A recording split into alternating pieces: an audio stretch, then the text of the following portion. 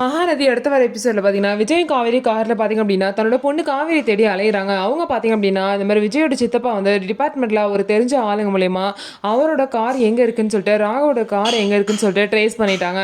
அந்த கார் காஞ்சிபுரத்துலேருந்து சென்னைக்கு போற வழியில வந்து போயிட்டுருக்கு அப்படின்னு சொல்லவும், அந்த கார வந்து ஃபாலோ பண்ணி எப்படியோ போய் கண்டுபிடிச்சிடணும்னு சொல்லிட்டு, அவங்க ஃபாலோ பண்ணிட்டே போறாங்க.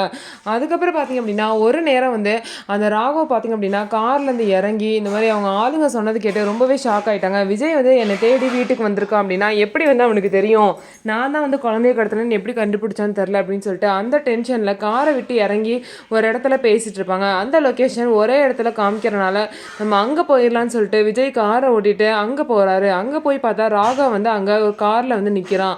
ஸோ கார நிறுத்திட்டு நிக்கவும், அங்க போயிட்டு ராகவ பார்த்தீங்க அப்படின்னா, அடி அடின்னு அடிச்சு, "எவ்வளோ தைரியம் தான் என் பொண்ண வந்து நீ கடத்துவ? என் பொண்ணு உனக்கு என்னடா பண்ணா? அந்த குழந்தை உனக்கு என்ன பண்ணுச்சு?" அப்படின்னு சொல்லிட்டு அந்த ராகவ போட்டு அடிச்சு, அதுக்கப்புறம் அவங்க குழந்தையும் வந்து விஜய் வந்து பார்த்தீங்க அப்படின்னா காப்பாத்திர்றாரு. ஸோ இதுக்கப்புறம் ராகவ்னாலயும், பசுபதினாலயும் என்னென்ன பிரச்சனைலாம் வரப்போகுது அப்படின்னு சொல்லிட்டு வெயிட் பண்ணி பார்க்கலாம். நம்ம வீடியோ உங்களுக்கு பிடிச்சிருந்தா நம்ம வீடியோவை லைக் பண்ணிட்டு பாருங்க.